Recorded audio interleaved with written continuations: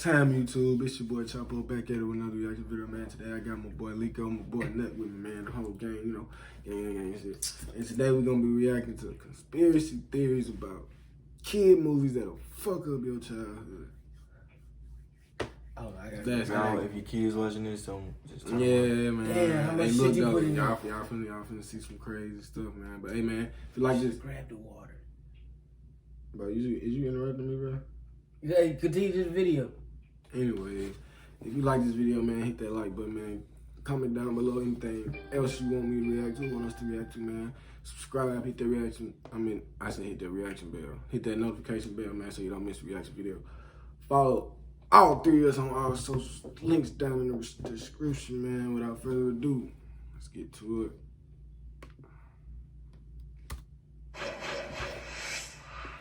Remember going to Blockbuster to pick up a copy of Home Alone or pulling out the VHS tape of your favorite Disney movie as a child? Well, your memories of happy endings, perilous adventure, and great moments are about to be flipped upside down with some crazy movie theories. Theories involving serial killers, sad backstories, and connections to other film franchises, like Star Wars. So, check out the nostalgia goggles and get ready for a weird, wild ride down memory lane. But before you watch, click subscribe and join our notification squad to be first in the know for all our new content. And can you guess which movie is represented by these emojis? Stay tuned at the end to find out. We won the prize! Minions' disturbing origin. Who doesn't love Minions? The little yellow creatures have provided laughs through 4 different movies, including their own origin story in Minions. Talk about great plots and writing. While that movie attempted to showcase where the little creatures came from, the rumored theory is actually far more shocking and crazy to think about. After the release of the first Despicable Me film, which was really great, stories began spreading that the little creatures were actually created by Nazis. No. During the Nazi invasion, thousands and thousands of children were kidnapped. Several of them had medical experiments done to them, resulting in their death. Rumors grew that the surviving children of these experiments formed into the minions that we see on screen today. This helps explain their odd speech patterns, the lack of 2 eyeballs in some, and their odd childlike shape that never grows into a full-sized human body. Thinking about this kind of takes some of the humor away when you consider their possible dark history. Along with these stories, a picture began circulating of children dressed in helmets that looked oddly familiar to the minion head and goggle design. That picture was later debunked as an early submarine and scuba diving test image, but it hasn't stopped fans from digging further into the theory.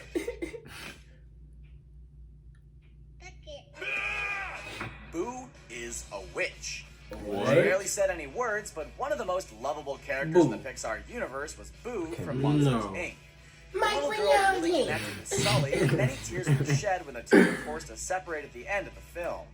Boo obviously never forgot about Sully, and many fans have speculated that she spent her whole life looking for him again. Then, next time that Boo would supposedly pop up in a Pixar movie, she would look completely different. In the film Brave, Merida visits with an old witch that many people believe is Boo. Using the same magic doors that transported the monsters, Boo was able to travel through space and time on her never-ending search for the big guy. One of the biggest pieces of evidence points to a carving of Sully. Boo also had a stuffed teddy bear that she loved to death. When Merida comes looking for help, she turns her parents into bears. Clearly, her favorite animal. If this theory is true, a crossover sequel featuring Boo and many Pixar characters could showcase her crazy travels through these magic doors. Mermaid off the port bow! Captain Hook killed Ariel's mother. Ah, damn. For some reason, Disney characters have always had mother issues. Aladdin's mother isn't in the picture. We witnessed the death of Bambi's mother. Cinderella has to deal with an evil stepmother, and Belle is being raised by her kooky old father. The same can be said for Ariel. In The Little Mermaid, Ariel is being raised by King Triton, without any mention of her mother. Things changed with the release of The Little Mermaid, Ariel's Beginning. The story showcases Ariel's mother and her death at the hands of evil pirates. No. 2 theories have mixed together to reach one horrific conclusion. Ariel's mother was murdered by Captain Hook. You have to go all the way back to the original Peter Pan to see the seeds for this theory. While in Neverland, Peter visits with mermaids. One of them has red hair and a similar look to Ariel. Rumors have persisted for years that this was her mother. These rumors increased with the release of Ariel's Beginning. The mother character has similar looks in the first scenes of the movie. The theory is that Hook hunted her down to get more information on the whereabouts of Peter Pan. Obviously, when she couldn't provide the information, he used that hook to dice her up and serve some mermaid sushi to his crew. Another glorious morning. Makes me sick. The fourth witch in Hocus Pocus. Through the years, Hocus Pocus has reached cult status thanks to the fun music, Halloween themes, and great acting by Bette Midler. While the Disney film focuses on three main witches, a theory has developed over the years that there was actually a fourth witch in the film. No. Allison, one of the film's main characters, has been pegged as a protective good witch that sets out to destroy the Sanderson sisters before they can wreak havoc on her town. It makes sense that the city of Salem, Massachusetts would have more than just those three witches. The evidence quickly piles up to make the case. Allison's family has lived in the town for more than 300 years, dating all the way back to the Salem witch trials. Allison is the one who brings them to the witch's house and manipulates Max to do what she needs. She is also very knowledgeable about witchcraft in general and is a good source of information for the characters. By the end of the movie, she was able to protect her town, destroy the witches, and end the curse that had plagued Salem for so many years. If a sequel is ever made, this idea could be explored more, or maybe Allison will find her evil witch side. No, don't fuck me up. Not the Toy Story. Go to you, They gonna do bro. some Toy shit. Story 3 and the Holocaust. Pixar movies are supposed to be happy events filled with wonderful characters, great comedy, and some of the most famous voices in Hollywood. The start of Pixar came with the release of the original Toy Story. After the first sequel, the franchise hit a dark tone for Toy Story 3. On the surface, there were scary and intense scenes involving Lotso Bear, stealth, and a huge incinerator. Never mind the fact that Bo Peep had completely disappeared from the group without a proper goodbye or explanation. Breaking down the film even further, and many fans have discovered the film's connections with the Why they got fucking Holocaust. Toy Story? It may sound far-fetched, but there are a lot of similarities and connections to those terrible events. As Andy prepares to leave for college, he must leave his toys behind without much of an option. This parallels to the Jews being left behind by several nations. There's one point where Buzz Lightyear even suggests they hide out in the attic, much like Anne Frank and others looking to escape. The Sunnyside Daycare is also a representation of the awful concentration camps from the Holocaust. The dumpster and incinerator are similar to the terrible deaths and gas chambers that many, many people suffered through. Yes, it's a dark and awful theory. Hopefully Toy Story 4 is a little bit brighter. That one ain't hit. That one ain't hit for me. The deaths in The Nightmare Before Christmas. Even multiple decades later, The Nightmare Before Christmas remains one of the most creative children's movies ever made. The songs, sets, animation, and story have all mixed to create classic film moments and iconic characters that are a huge part of pop culture. I couldn't even watch it. Among all of the parts, the characters really I stand hate out. this shit. While they may all look like unique designs from the mind of Tim Burton, there is a theory that each character design has a deeper meaning. Actually, each member of Halloweentown showcases the gruesome death they suffered before getting banished there. Jack Skellington was burned and can now handle all types of fire and flames. Sally was dismembered, the evil scientist was poisoned, the mayor broke his neck, the Oogie Boogie was skinned alive, and if that's not morbid enough for you, then take a look at the puppy in Children. Zero was electrocuted, represented by his glowing nose. Lock, Shock, and Barrel suffered being frozen alive, a drowning, and an apparent suicide.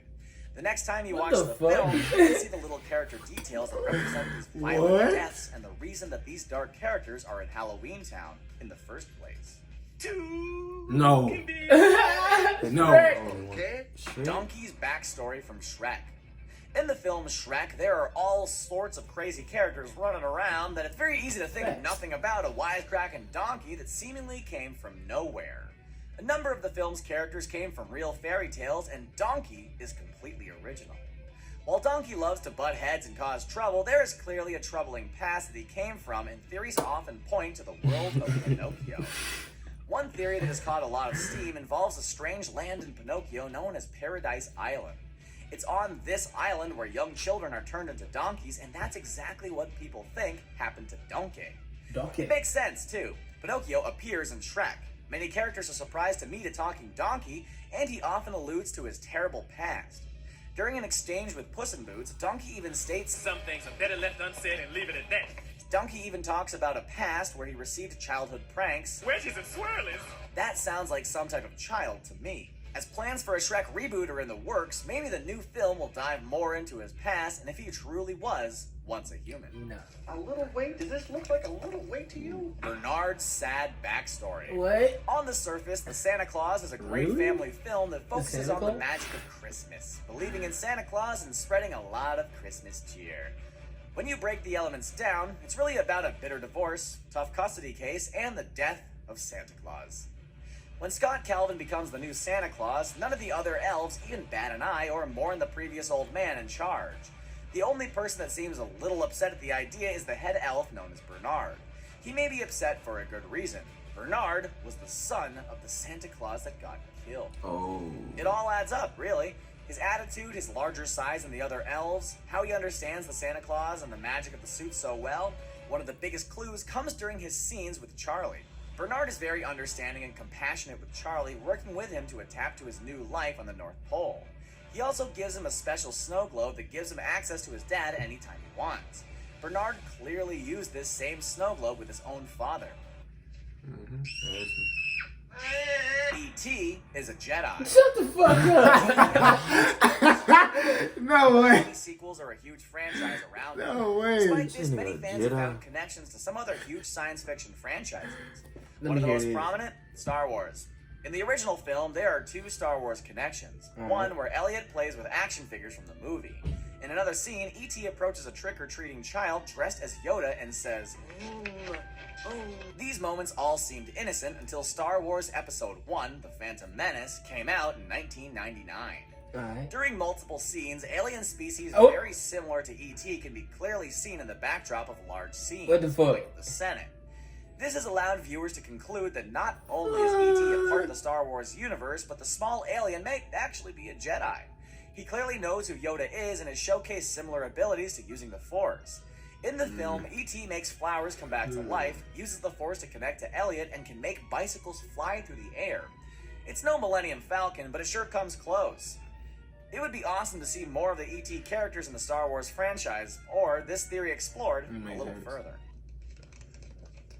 Home Alone. How they finna fuck up Home Alone, bro?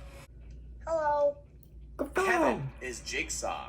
What? Home These Alone fuck. 2, the biggest Jigsaw. highlights of the film is watching Kevin plan and execute his crazy booby traps on would-be bandits Marv and Harry. While his childlike tendencies for holiday-themed violence may be cute and fun to watch, we have to wonder, what if Jigsaw Kevin was grew up to torturing become people. obsessed with torturing For people sure. and Not trying to inflicting keep him even out. more pain through his traps? Many theories have come out stating that Kevin is actually the infamous Jigsaw from the Saw film series, despite the timelines not fully matching up.